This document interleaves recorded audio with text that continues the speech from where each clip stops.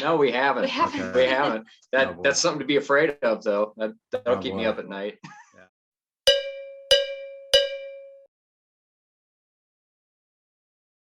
So shipping, are you UPS? Are you FedEx? Are you USPS? How are these things going out? We're primarily USPS. Most Yeah. of the stuff that we have is under a pound. In fact, most of it's under 4 ounces. Mhm. You know, so USPS is really the only game in town for us to Yeah. ship. Price wise to get, from door to door. But we have been doing more UPS. We really haven't done any FedEx. Yeah.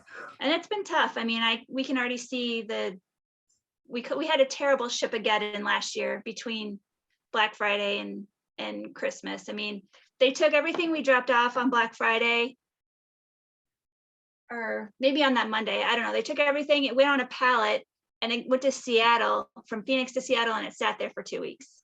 This is USPS or? Yeah. Yeah. Yeah. And I mean, then everyone, of course, is like, where are my parts? And we're like, well, we shipped them immediately, but the post office just.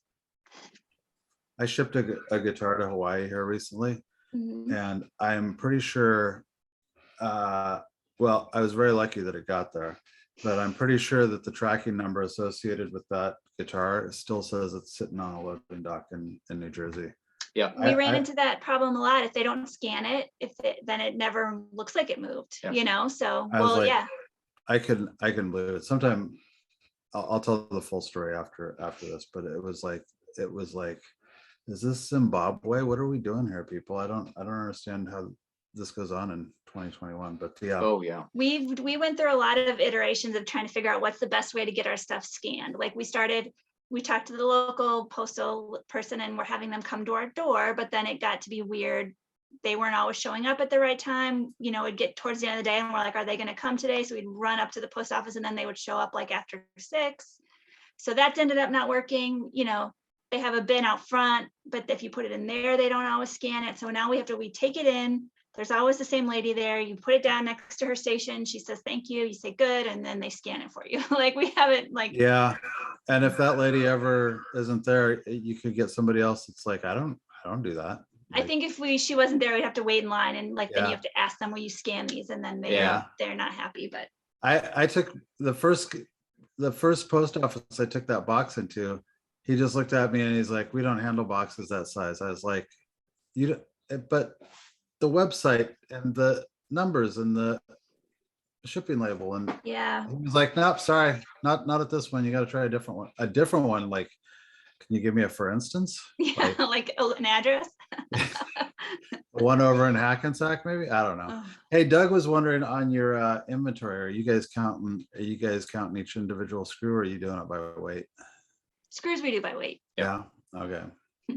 That's cool. But we also will prepackage, like we sell them by like a set of 25 too. So once it gets really low, at that point it might be by actual one, but when it's a big old bin of it, it's by weight. Yeah. So what is the biggest spill catastrophe that you've had? I see those bins back there, and the first thing I'm thinking is I walk by in my and I got my backpack on and I turn around and I knock like 12 bins over. Like, have you had like a huge screw catastrophe as well? No, we haven't. We haven't. Okay. We haven't. That's something to be afraid of, though. That'll keep me up at night. Yeah. I have one of those silicone dog mats that you put underneath the dog bowl. I have that on where I pick the order so that things don't roll off. It's got the little edge. Yeah. I've had screws roll off my bench, and I swear to God, it's like ripped. Oh, they're gone. It ripped a hole in the fabric of Space and Time, Yeah. and it just went to hang out with some time bandits or something. Like, Get a rare earth magnet. We have one of those yeah. grabbers with a rare earth magnet on it, and that will help. That will usually find most things. If it's steel. Mm-hmm. you get done with your shipping, and then you're working on kind of long-term stuff. Is there anything else to this job that maybe people wouldn't really know, goes on with getting these parts out the door? I think one big thing is we did buy this business, but it wasn't necessarily turnkey. we worked for a long time just trying to get up to where we were making enough money to where we could both do it. It took a while. The goal was always to set up our website and to sell just straight from the website and not have to use any of these other marketplaces. We are, 3.5 years deep into this, and we are still not there.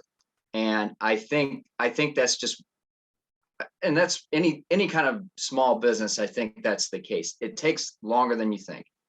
It's 10 times more work than you think.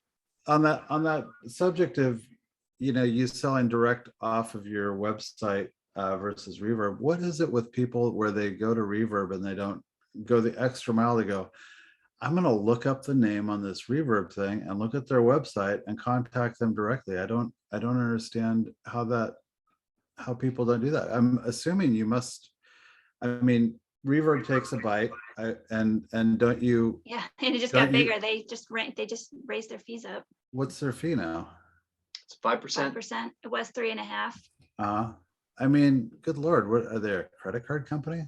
I mean, credit card companies don't They even really get don't provide a whole ton. I mean, for the fees, they also own Etsy, or Etsy bought them. And so we thought, okay, they're going to get all this extra stuff. And we have like an account guy. We have a person at Reverb we can talk to actually, which is better than eBay, but I don't know. They're not really designed for us either, because we're not selling whole guitars. They're really designed for the people selling whole guitars. I've seen parts on Reverb though. Oh yeah, they're on there. Certainly in vintage parts. But so like, do you like up the price of things to make up for the 5%, or are you selling you it for bet. Okay. Yeah. So once again, I'm a consumer. I go to Reverb. I don't do any chin scratch and go, I'll tell you what, I bet Reverb gets 5% from these guys, and then if I go to their website, perhaps I'll get a 5% discount.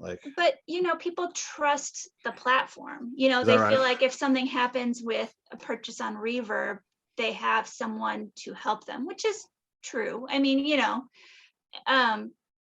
we were buying our shipping supplies from a company on eBay, and I did that. I'm like, okay, they're selling on eBay. I'm going to go buy my shipping mailers from them directly. And I started buying from them directly, and our credit card started getting hacked. And it turned out their website platform was so old that every time I bought padded envelopes on there, our business credit card was getting hacked. So I had to go back to buying it through eBay, because it was that extra layer of Protection. security. Yeah, that's a good point. Do you think so on your website, I looked at it, but I didn't notice, but does it like say this is powered by Shopify? Does like Shopify It's have that? down at the bottom, yeah. And that's the nice thing about, I mean, that gives us security. I mean, that's the platform. It's sort of an invisible platform. They kind of want to be like an Amazon of small businesses,